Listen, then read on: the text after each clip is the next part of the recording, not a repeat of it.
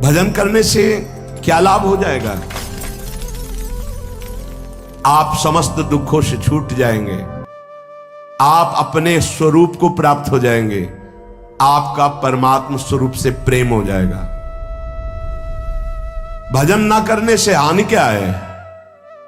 भजन न करने से विषय आपको बांध लेंगे, पापाचरण खूब होने लगेगा, आपकी दुर्गति हो जाएगी, दुख, अशांति, चिंता, अवगुण और अभाव और दुखिया स्वभाव, ये सब भजन ना करने पर प्रकट हो जाते हैं। देखो बड़े दुखिया स्वभाव है, पर रोते ही रहते हैं, दुख ये वो ऐसा विषय बांधे हुए हैं। महाराज पाप तो सबसे हो रहा है, फिर कहा गया पापवंत कर सहज स्वभाव भजन मोर ते भाव न काऊ। तो उससे भजन कैसे बनेगा जब पाप बन गया है?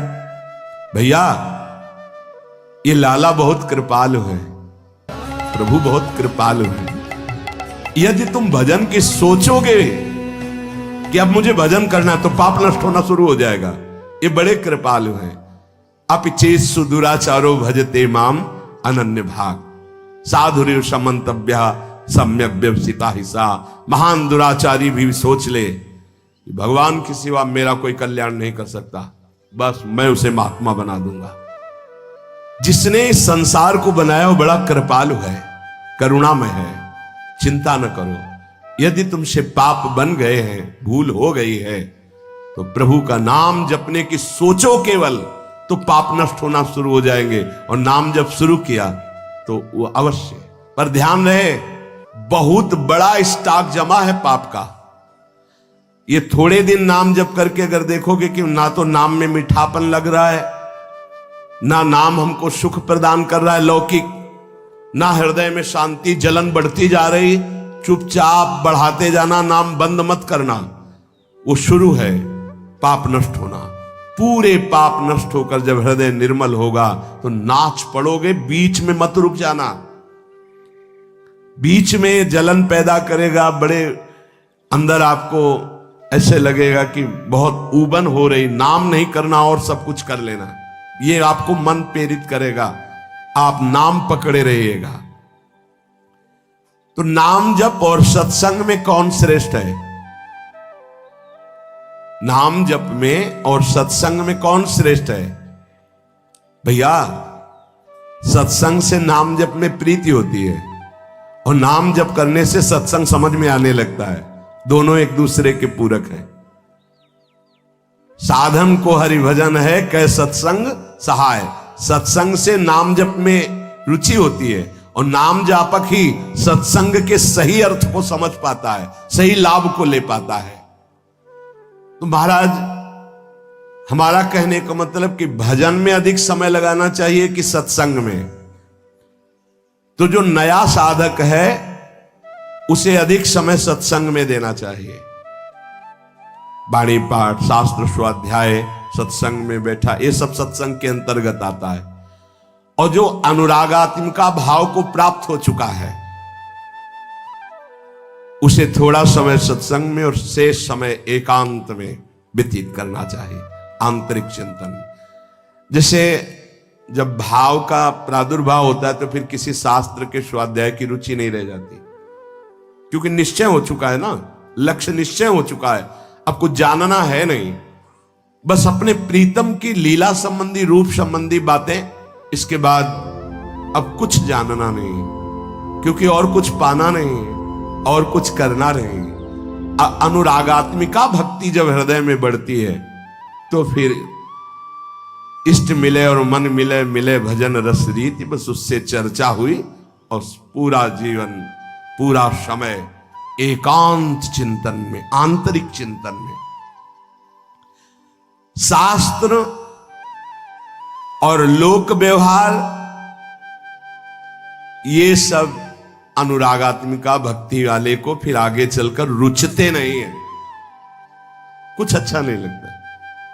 अगर ये सत्संग न करना हो तो समय ही नहीं है ना, इसके लिए अंतर की वृत्ति को छोड़कर बाहर आना पड़ता है। कोई शास्त्र, कोई लोक व्यवहार, ये सब उसके अंदर नहीं रह जाता जो अनुरागात्मिका भक्ति का उपासक होता है। जो प्रेम लक्षणा भक्ति का उपासक होता है, विविध शास्त्रों का स्वाध्याय करना, विविध प्रकार की वार्ता सुनना, ये उसका स्वभाव नहीं होता, उससे मन हट जाता है।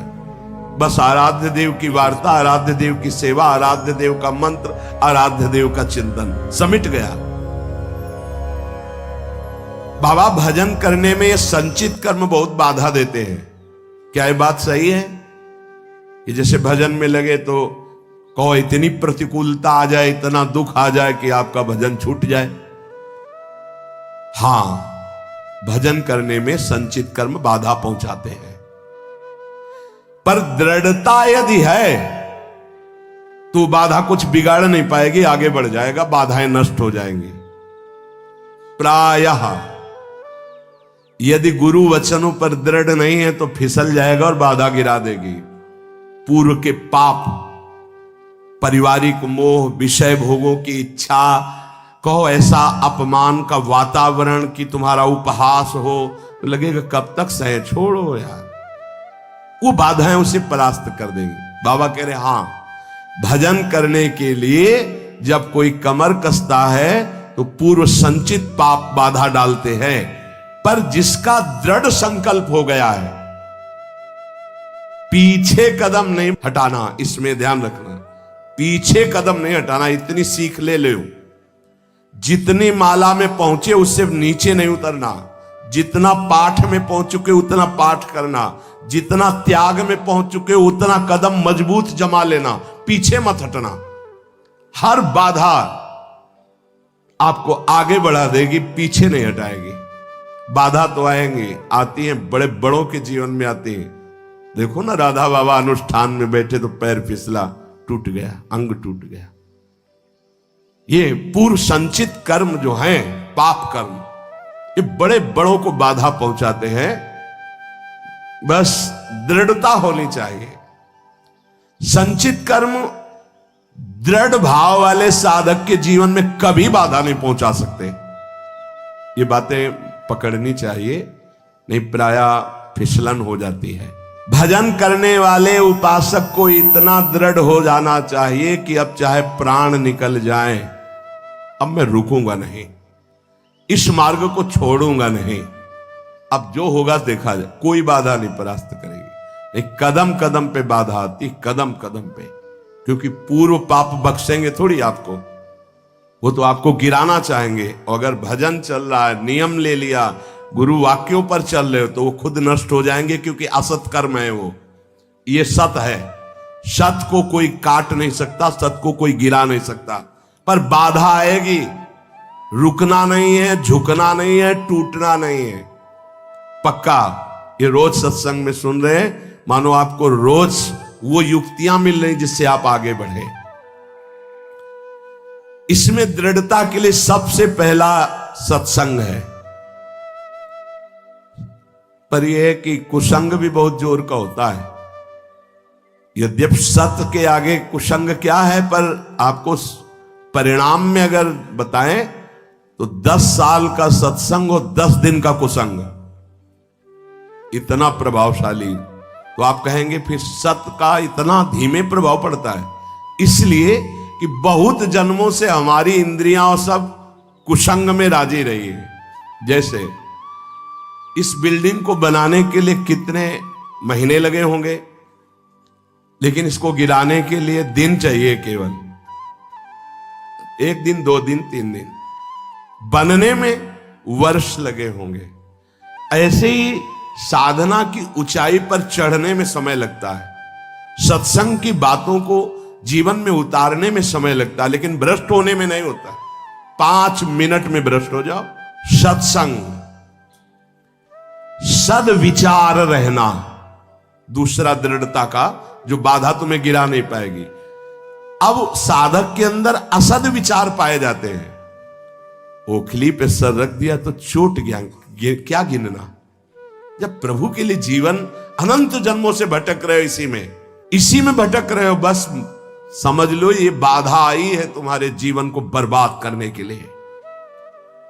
अगर लक्ष्मण रेखा से बाहर निकल गए तो मिट्टी में मिला देगी ये माया।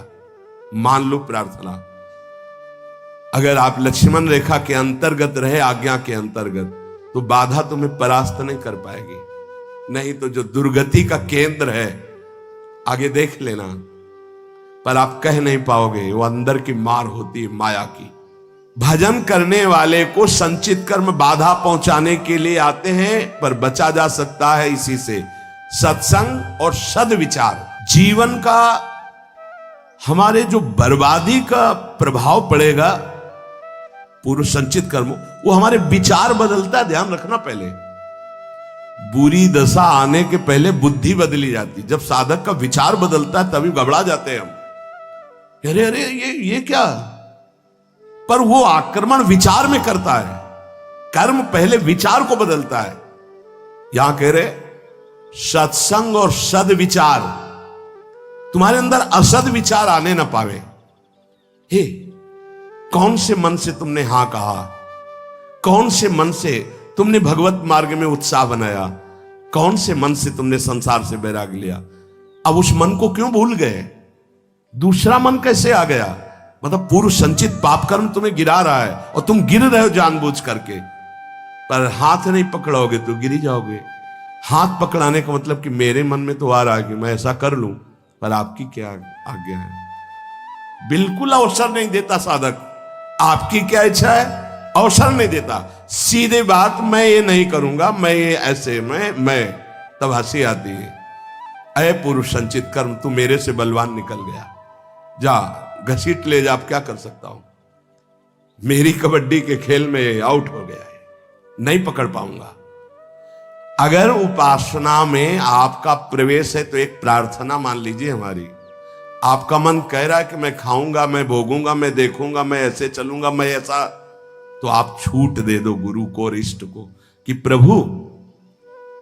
एक बहुत बड़ी महान वक्ता हुई राबिया जी, ऐसा उनका, उन्होंने कहा था कि प्रभु यदि मैं स्वर्ग मांगू तो नरक भेज देना, जो मैं मांगू मेरी बात कभी पूरी ना करना।